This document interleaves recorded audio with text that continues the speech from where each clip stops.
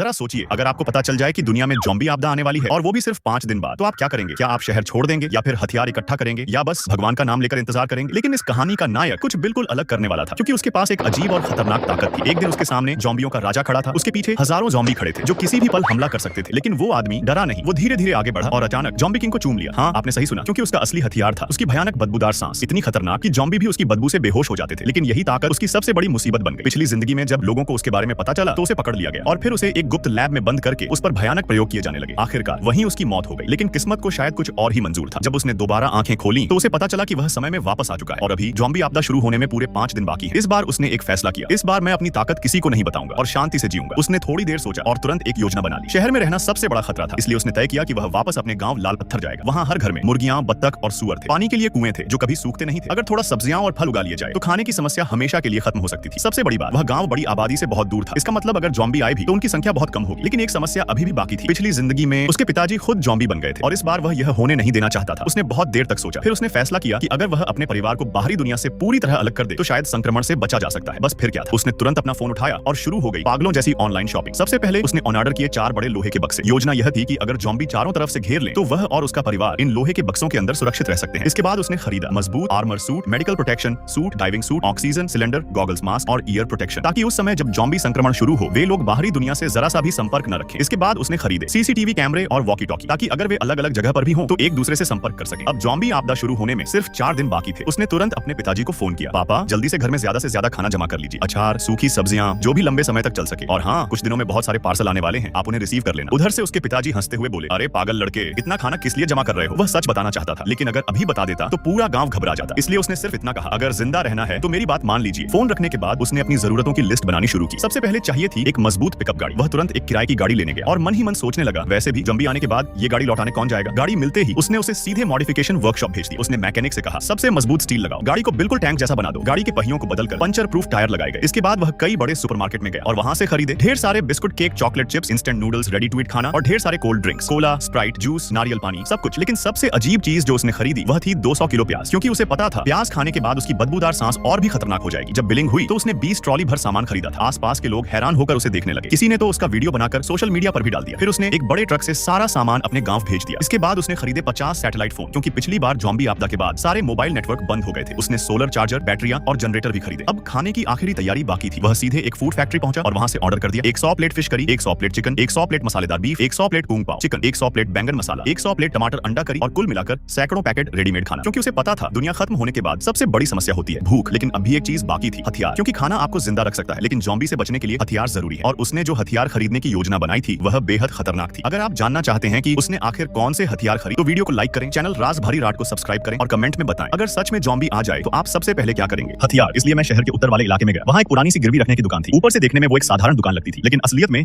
वहाँ एक ऐसा गिरोह काम करता था जो हर तरह की गैर कानूनी चीज खरीदता और बेचता था। बताइए आपको क्या चाहिए? मैंने सीधे कहा, मुझे आत्मरक्षा के हथियार चाहिए। दुकानदार हल्का सा मुस्कुराया और बोला, अगर पैसे पूरे दिए तो यहाँ सब मिल जाएगा। फिर उसने धीरे से कहा, जो चाहिए साफ साफ बताओ। बस फिर क्या था, मैंने एक एक करके उन सारी चीजों के नाम गिनाने शुरू कर दिए जो आने वाले प्रलय में काम आने वाली थी। लौ डंडे, कांटेदार गदा, क्रॉसबो और तीर, ट्रैप और माइंस। इतना ही नहीं, मैंने दर्जनों असली हथियार भी खरीद लिए। दुकानदार मुझे देखकर हैरान था। शायद उसे लग रहा था कि मैं कोई पागल आदमी हूं, लेकिन उसे क्या पता दुनिया पूरी तरह बदलने वाली है। इसके बाद मैंने इंटरनेट से भी कुछ जरूरी किताबें ऑर्डर की, जैसे सर्वाइवल गाइड, खेती करने की किताबें, पशुपालन की किताबें और रसायन विज्ञान की जानकारी की। मेरे पास 1 भी रुपया नहीं बचा। मेरी 20 साल की पूरी जमा पूंजी खत्म हो चुकी थी। लेकिन मैं यही नहीं रुका। मैंने कई क्रेडिट कार्ड बनवाए, जहां से पैसे मिल सकते थे सब जगह से उधार लिया। किसी तरह जोड़ जोड़कर मैंने लगभग 2 करोड़ रुपए का इंतजाम कर लिया और फिर शुरू हो गई एक और पागलपन भरी तैयारी। क्योंकि मेरा गांव शहर से काफी दूर था, इसलिए मुझे शहर की हर गतिविधि पर नजर रखनी थी। मैंने दर्जनों सीसीटीवी कैमरे और मॉनिटर खरीदे, उन्हें लगाने की योजना बनाई। घर की खिड़कियों के बाहर, गली के मोड़ पर, मुख्य सड़क पर, ताकि जब भी ज़ॉम्बी शहर में फैले मैं अपने गांव में बैठकर ही उनकी हर हरकत देख सकूं। जब पैसे धीरे धीरे सामान में बदलने लगे तब जाकर मुझे थोड़ी राहत महसूस हुई। इसके बाद मैंने उसी दिन अपने गांव के लिए फ्लाइट टिकट बुक कर ली, क्योंकि अब मेरा अगला लक्ष्य था अपने घर को एक अजय किले में बदलना। जब मैं घर पहुंचा तो मेरे पिताजी और मेरी छोटी बहन मुझे देखकर बहुत खुश हुए, लेकिन उनके चेहरे पर काफी सवाल भी थे। पिताजी बोले, बेटा क्या कोई बड़ी बात होने वाली है? पिछले 2 दिनों से घर पर इतने सारे पार्सल क्यों आ रहे हैं? मेरी बहन भी बोली, भैया इतना सामान तो समझ में आता है, लेकिन ये 4 बड़े लोहे के बक्से क्यों लाए हो? और ये मॉडिफाइड गाड़ी, तुम आखिर करना क्या चाहते हो? अब सच छुपाना मुश्किल था। मैंने गहरी सांस ली और कहा, अब जो मैं बताने जा रहा हूँ उससे डरना मत। परसों पूरी दुनिया में ज़ॉम्बी वायरस फैलने वाला है। ज्यादातर इंसान भयानक ज़ॉम्बी बन जाएंगे। तब शहर हो या गांव, सड़कों पर इंसान नहीं, सिर्फ खूंखार ज़ॉम्बी नजर आएंगे। मेरी बहन घबरा कर बोली, ज़ॉम्बी मतलब फिल्मों वाले? मैंने सिर हिलाया, हाँ वही जो इंसानों को देखते ही काटने दौड़ते हैं। मैंने आगे कहा, शायद तुम यकीन न करो, लेकिन मैं एक पुनर्जन्म लेने वाला इंसान हूँ। पिछली जिंदगी में मैं ज़ॉम्बी हमले में मर गया था। मेरी बात सुनकर पिताजी अचानक चुप हो गए। फिर बोले, अच्छा तो इसलिए तुम्हें 2 दिन बाद की बातें पता है? अब समय बर्बाद करने का मौका नहीं था। मैंने तुरंत कहा, अब हमें अलग अलग काम करना होगा। और फिर हम 3 लोग और हमारा कुत्ता तैयारी में लग गए। पिताजी ने घर की दीवारों को और ऊंचा और मोटा करना शुरू किया। ऊपर बिजली वाली तारें लगा दी, नीचे जमीन में लोहे के नुकीले कांटे गाड़ दिए और चारों तरफ छोटे छोटे ट्रैप भी लगा दिए। घर का पुराना दरवाजा हटाकर मोटा स्टील गेट लगा दिया गया, जो शायद गोली भी मुश्किल से झेल पाए। कमरों के दरवाजे और खिड़कियां भी बदल दी गई। मैंने सबसे मजबूत बुलेट प्रूफ दरवाजे और मोटे कांच लगवाए और मजदूरों से कहा 24 घंटे के अंदर काम खत्म होना चाहिए, पैसे पूरे दिए गए। इसलिए काम भी तेजी से होने लगा। इसके बाद हमने आंगन में ईंटों का छोटा सा कमरा बनवाया जहां हमने जमा कर लिया कोयला, लकड़ी और ढेर सारा ईंधन, ताकि अगर बिजली खत्म हो जाए तो भी हम खाना बना सके और सर्दियों में गर्म रह सके। मेरी बहन ने बगीचे की मिट्टी खोदकर उसमें सब्जियां और फल लगाने शुरू कर दिए। पिताजी बाजार से कई मुर्गियां खरीद लाए ताकि रोज मिलने वाले अंडों से हमारी प्रोटीन की जरूरत पूरी हो सके। इतनी तैयारी के बाद मैंने सोचा कि शायद दूसरे लोगों को भी चेतावनी देनी चाहिए, इसलिए मैंने इंटरनेट पर एक छोटा सा संदेश लिखकर पोस्ट किया। उम्मीद थी कि शायद कोई उस चेतावनी को पढ़ ले, लेकिन सच कहूं मुझे खुद नहीं पता था कि कितने लोग इस पर विश्वास करेंगे। अब ज़ॉम्बी आपदा शुरू होने में सिर्फ 48 घंटे बचे थे। मैं तुरंत शहर के सबसे बड़े अनाज गोदाम पहुंचा और वहां से खरीदा 100 बोरी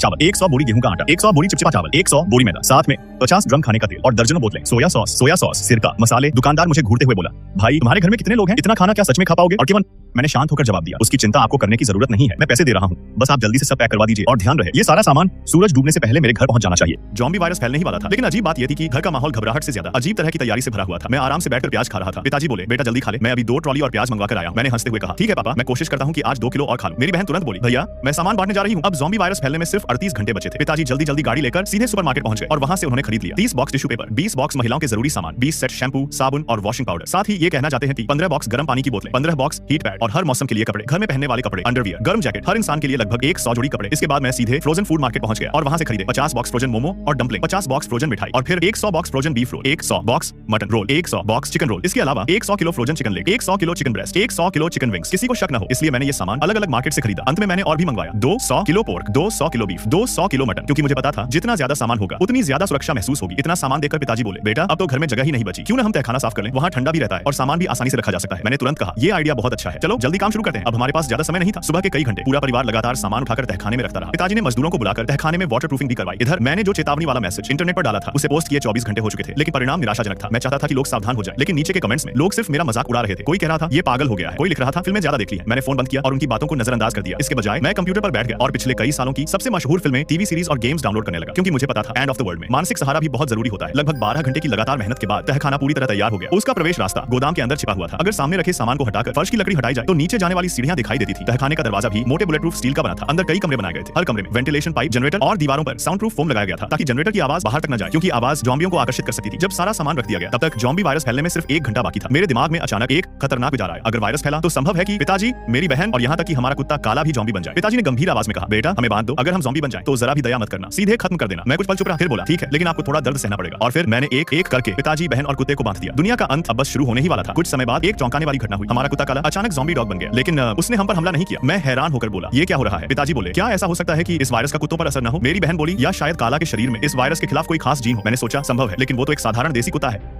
फिर मैंने कहा, चलो इसे खोलकर देखते हैं। ली सर, मैंने पहले से तैयार अपना हथियार हाथ में पकड़ लिया और पिताजी धीरे धीरे काले के पास गए। बहुत सावधानी से उन्होंने उसकी रस्सी खोल दी। हम सब सांस रोके, उसकी हर हरकत देख रहे थे, लेकिन काले ने कोई हमला नहीं किया। वो बस शांत होकर बैठा रहा। हम सब ने राहत की सांस ली, लेकिन तभी अचानक एक जोरदार धमाका हुआ। मैं और पिताजी तुरंत खिड़की की ओर दौड़े, पर्दे का कोना उठाकर बाहर देखा। मेरी बहन ने टैबलेट पर लगे कैमरों की फुटेज चेक की। असल में गांव के बाहर एक ट्रैक्टर पेड़ से टकरा गया था और उसके पीछे सैकड़ों लोग दौड़ते हुए आ रहे थे, लेकिन दूरबीन से देखने पर मुझे साफ दिखाई दिया वो लोग नहीं थे, वो सभी ज़ॉम्बी थे। ज़ॉम्बी वायरस वाकई फैल चुका था। ट्रैक्टर का ड्राइवर चारों तरफ से घिर चुका था। वो भागना चाहता था, लेकिन अब बहुत देर हो चुकी थी। गांव का एक आदमी उसे बचाने दौड़ा, लेकिन जैसे ही वह पास पहुंचा एक ज़ॉम्बी ने उस पर झपट्टा मार दिया और फिर चारों तरफ से चीखें गूंजने लगी। कुछ ही मिनटों में पूरा गांव अराजकता में बदल गया। लोग भाग रहे थे, चिल्ला रहे थे और ज़ॉम्बी हर किसी पर टूट पड़ रहे थे। तभी दूर से एक बुजुर्ग औरत की आवाज आई, ये क्या चीज है? इसने मेरे पोते को पकड़ लिया। और उसी पल हम सब समझ गए, दुनिया सच। पोते को ज़ॉम्बी वायरस ने संक्रमित कर दिया, लेकिन दादा हंस पड़े। दरअसल दादा को अभी तक यह पता ही नहीं था कि ज़ॉम्बी वायरस फैल चुका है। वह आराम से उसके पास चले गए और तभी पोते ने उन्हें काट लिया। गांव के ज्यादातर लोगों को अभी भी हालात की गंभीरता का एहसास नहीं हुआ था। अच्छा हुआ कि मैंने कई सालों से सामान जमा करके रखा था। घर में रहना ही सबसे सुरक्षित था। इसके बाद मैंने तुरंत शहर में लगे अपने कैमरे खोलकर देखे, लेकिन शहर की हालत तो और भी खराब थी। सड़कों पर लोग चीखते हुए भाग रहे थे, जैसे जैसे ज्यादा ज़ॉम्बी उस सड़क पर आने लगे। आखिर में जो लड़की संक्रमित हुई थी वह लड़खड़ाते हुए खड़ी हुई और ज़ॉम्बियों में शामिल हो गई। अब उस सड़क पर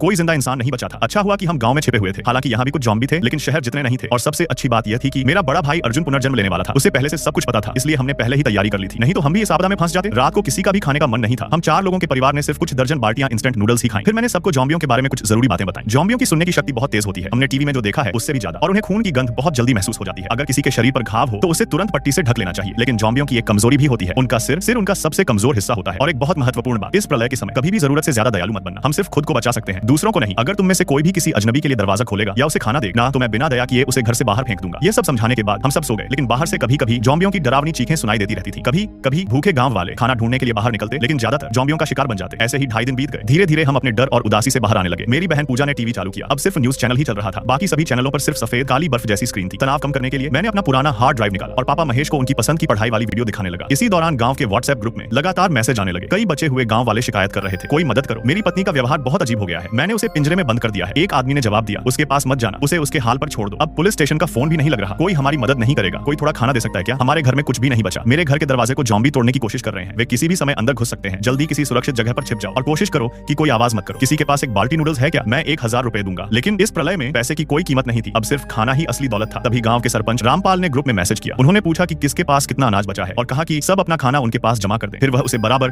बराबर बांटेंगे। कुछ भोले लोग सच सच बता भी रहे थे, लेकिन हमने कुछ नहीं बताया क्योंकि हम जानते थे कि सरपंच पर भरोसा नहीं किया जा सकता। अगर खाना उसके पास दे दिया तो शायद वह खुद ही जमा कर लेगा। प्रलय के तीसरे दिन गांव के ऊपर से एक ड्रोन उड़ता हुआ आया, उसमें से आवाज आ रही थी, सब लोग घर में छिपे रहें, बाहर न निकलें। सुबह जब पापा पहरा दे रहे थे तभी सामने वाली बिल्डिंग से एक नकाबपोश आदमी बाहर निकला। उसने पूरे शरीर को कपड़ों से कसकर ढक रखा था, वह चारों तरफ ध्यान से देख रहा था। तभी ऊपर वाली खिड़की खुली, एक महिला रीना बाहर झांकी, उसके हाथ में एक ड्रोन था जिसके पीछे एक स्पीकर लगा हुआ था। जैसे ही नकाबपोश आदमी दूर गया उसने ड्रोन उड़ा दिया और उसे दूसरी दिशा में भेज दिया। अचानक ड्रोन से एक तेज गाना बजने लगा, उस आवाज से आस पास के सभी ज़ॉम्बी उस दिशा में भागने लगे। इस मौके का फायदा उठाकर वह नकाबपोश आदमी जल्दी से निकल गया। मुझे अच्छी तरह याद है, वह उन पहले लोगों में से था जो बाहर जाकर सामान ढूंढकर सुरक्षित वापस लौटे थे और इतना सामान लाए थे कि कम से कम 1 महीने तक चल सके। ठीक 2.5 घंटे बाद वह कार से वापस आया। रीना लगातार घर के आसपास देखती रही। जैसे ही उसने अपनी कार आते देखी उसने फिर से ड्रोन उड़ाया और ज़ॉम्बियों को दूसरी दिशा में भटका दिया। नकाबपोश आदमी की कार सामान से पूरी तरह भरी हुई थी, डिक्की और पीछे की सीट सब सामान से भरी थी। जो लोग सबसे पहले बाहर जाकर सामान ढूंढते हैं उन्हें सबसे ज्यादा फायदा मिलता है। किसी भी सुपरमार्केट में जाओ तो ढेर सारा सामान मिल जाता है, लेकिन बाद में सामान धीरे धीरे कम होता जाएगा और बाहर जाना भी और ज्यादा खतरनाक हो जाएगा। मुझे याद है, घर में सामान रखने के बाद वह फिर बाहर गया और इस बार सोलर पैनल भी लेकर आया। रात के 2:30 बजे वह नकाबपोश आदमी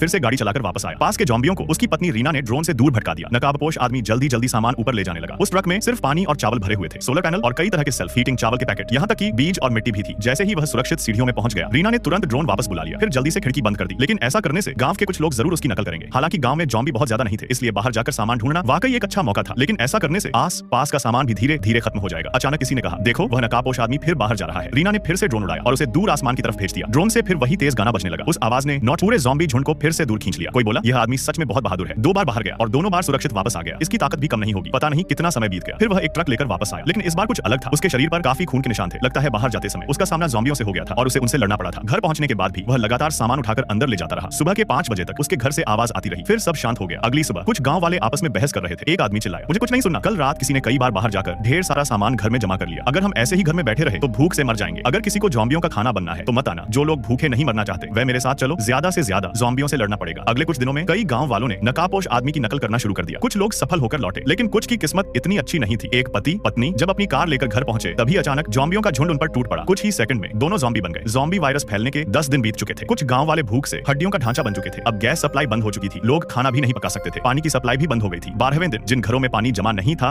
उनके पास पीने के लिए भी पानी नहीं बचा। 14वें दिन आसमान में पहली बार एक हेलीकॉप्टर की आवाज सुनाई दी। उस आवाज ने नॉट निराश लोगों के दिल में उम्मीद जगा दी। लेकिन हेलीकॉप्टर सिर्फ 2.5 मिनट तक गांव के ऊपर मंडराता रहा और फिर उड़ गया। उस शाम मेरा कुत्ता शेरू अचानक कमरे में आया और मुझे जगा दिया। मैं उसके साथ खिड़की तक गया। सामने वाली बिल्डिंग में एक औरत रो रही थी। जैसा मैंने सोचा था, उसकी आवाज से कई ज़ॉम्बी वहां जमा होने लगे। किसी ने गुस्से में कहा, क्या यह औरत पागल हो गई है? अगर मरना है तो हमें क्यों साथ में मरवा रही है? तभी किसी ने चिल्लाकर कहा, अरे नीचे देखो, बहुत सारे ज़ॉम्बी इकट्ठा हो रहे हैं। औरत लगातार रोती रही। उसके घर के बाहर ज़ॉम्बी पागलों की तरह दरवाजा पीटने लगे। कुछ लोगों ने चिल्लाकर कहा, चुप हो जाओ, लेकिन उसका रोना बंद नहीं हुआ। वह चिल्लाई, मैं अब और सहन नहीं कर सकती। न खाने को कुछ है, न पीने को पानी, बिजली भी चली गई है। मैंने जिंदगी में कभी इतनी निराशा महसूस नहीं की। तभी मेरे पिता महेश बोले, बेटा क्यों न हम उसे थोड़ा खाना दे दें, वह बहुत बेचारी लग रही है। यह सुनते ही मैं तुरंत उनके पास गया और उन्हें जोर से डांट दिया। मैंने कहा, इस बार सिर्फ समझा रहा हूँ, अगली बार ऐसा सोचा भी तो सीधे घर से बाहर निकाल दूंगा। इस हालात में जरा सी भी दया हमारी मौत का कारण बन सकती है। औरत की आवाज से और भी ज़ॉम्बी इकट्ठा हो गए। वे बेचैन होकर उसके दरवाजे को टक्कर मारने लगे। किसी ने कहा, अगर उसका दरवाजा टूट गया तो कोई बात नहीं, लेकिन अगर इतने सारे ज़ॉम्बी यहीं जमा रहे तो हम सबके लिए खतरा बन जाएगा। औरत ने नीचे देखा, शायद उसे अपना अंत समझ आ गया था। उसने आंखें बंद की और अचानक ज़ॉम्बियों के झुंड में कूद गई। एक जोरदार आवाज हुई और पूरा गांव मौत जैसी खामोशी में डूब गया। लोग अपनी सीमा पर पहुंच चुके थे। बिना खाना और पानी के इतने दिन टिके रहना पहले ही बहुत बड़ी बात थी। अब शायद और भी लोग ऐसा ही कदम उठाएंगे। सच कहूं, मेरे दिल में भी भारीपन था। मैं बिस्तर पर लेटा रहा, लेकिन नींद नहीं आ रही थी। घर में खाना पहाड़ जितना जमा था, फिर भी मैं उसे किसी के साथ बांटना नहीं चाहता था। इस प्रलय में अगर इंसान थोड़ा निर्दयी नहीं बनेगा तो खुद भी ज्यादा दिन नहीं जी पाएगा। मैं बस यही उम्मीद कर रहा था कि मेरा फैसला सही हो। यह सोचते सोचते मुझे धीरे धीरे नींद आ गई। सुबह की हल्की रोशनी ही हुई थी कि बाहर अचानक एक तेज आवाज सुनाई दी। मैं झटके से बिस्तर से उठ बैठा। दिल जोर जोर से धड़कने लगा। ओह नहीं, यह गोलियों की आवाज थी। अगर ज़ॉम्बी आपके पीछे पड़ जाए तो आप क्या करोगे? भागोगे, छिपोगे या उसे मैगी खिलाकर दोस्त बना लोगे? कमेंट में जरूर लिखो। और अगर आपको ऐसी डरावनी लेकिन मजेदार कहानियां पसंद हैं तो हमारे YouTube चैनल राज भरी रात को अभी सब्सक्राइब करें, वीडियो को लाइक करें और अपने दोस्तों के साथ शेयर भी करें। और हाँ, अगर आप पार्ट 2 देखना चाहते हैं तो कमेंट में पार्ट 2 जरूर लिखना मत भूलना।